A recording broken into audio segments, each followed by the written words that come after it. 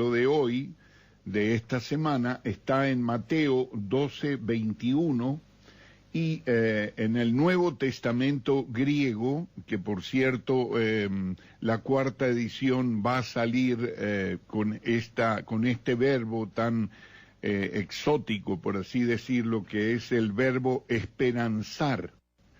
No es esperar, es algo más que esperar, es esperanzar. Así está en el Nuevo Testamento griego y así pues va a quedar. Actualmente nosotros tenemos una traducción en la Epístola a los Romanos que habla de este verbo, pero no así en el caso que nos ocupa en la tercera edición, pero en la cuarta sí va a estar así, ¿no? Bueno, en realidad lo que dice el texto griego es: y en su nombre esperanzarán los gentiles.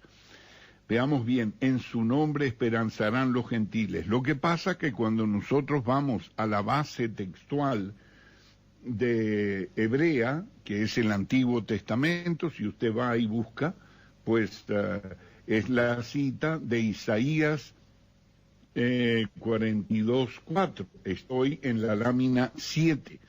Entonces, Isaías 42:4 tendría o debería tener ese texto: en su nombre esperanzarán los gentiles. Pero si usted va a su Biblia, va a encontrar allí que en vez de decir y en su nombre esperanzarán los gentiles, va a encontrarse con, vamos a ver aquí, tengo que ir a la lámina número 9 y encontramos este texto, ¿no?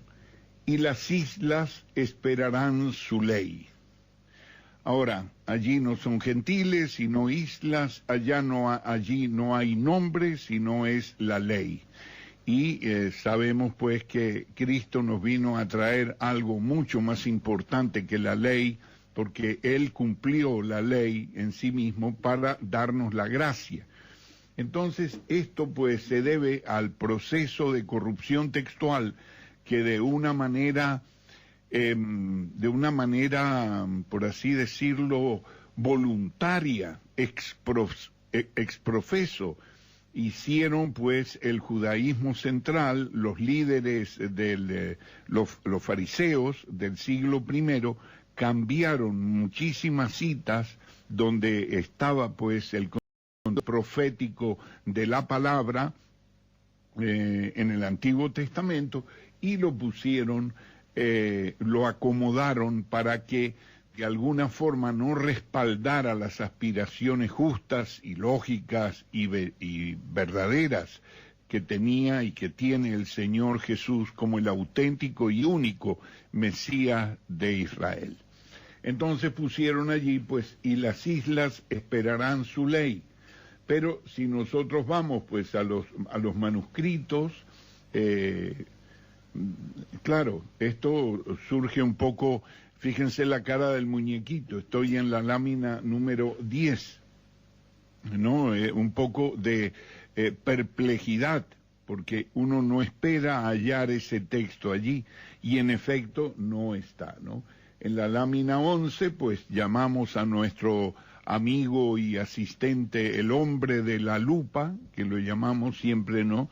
Y vamos a buscar en los documentos antiguos y encontramos unos documentos que respaldan la versión Septuaginta de la palabra de Dios, que está en Isaías 42:4, y exactamente encontramos la misma cita que en Mateo. Esta en versión Septuaginta, tengo que decir que es 1200 años más antigua que el texto masorético. Entonces, esto es el trabajo que la Sociedad Bíblica Iberoamericana está llevando a cabo en desde hace un par de años, y piensa seguir hasta lograr, depurar el texto hebreo del Antiguo Testamento. Fíjense ustedes lo que encontramos aquí. Estoy en la lámina número 12, y en su nombre esperanzarán los gentiles. Así está escrito en Isaías 42:4, en la versión Septuaginta del Antiguo Testamento. Entonces, seguimos adelante y, lógicamente, si la Septuaginta dice esto, tiene nuestra aprobación porque concuerda con la cita de Mateo, y entonces debería quedar en la cuarta edición, como en efecto va a quedar en la cuarta edición de la Biblia textual, y en su nombre esperanzarán los gentiles. Va a haber una armonía completa de las citas del Antiguo Testamento y las citas del Nuevo Testamento. Estoy en la lámina número 14. Ahora, la pregunta surge, pues, lámina 15, ¿cuál es el texto original del pasaje?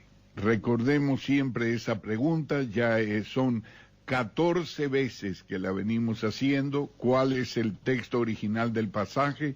Es una pregunta que todo lector tiene el derecho de hacerse. ¿Cuál es el texto original del pasaje? Pasemos a la lámina 16, que tal pregunta debe ser hecha y contestada, porque todo lector tiene derecho a una respuesta razonada por parte de quienes editan la Biblia. No importa si es la Sociedad Bíblica Iberoamericana, la Sociedad Bíblica Unida, la Sociedad Bíblica Trinitaria, las otras sociedades que hay, la Liga Bíblica y tantas otras sociedades. Entonces, cada lector tiene el derecho de recibir una respuesta adecuada, razonada, de por qué en la versión que él está leyendo encuentra tal cosa o encuentra tal otra. Esta pregunta que debe ser hecha y contestada surge de dos circunstancias. La primera es que ninguno de los documentos originales de la Biblia existen hoy día, lámina 17, y la segunda circunstancia es que las copias difieren una de otra. Entonces aquí es donde entra la crítica, y esto es lo que estamos tratando nosotros programa tras programa, semana tras semana, de hacer partícipe a América Latina de estas cuestiones, sí señor, de crítica textual. Estamos dando la crítica textual.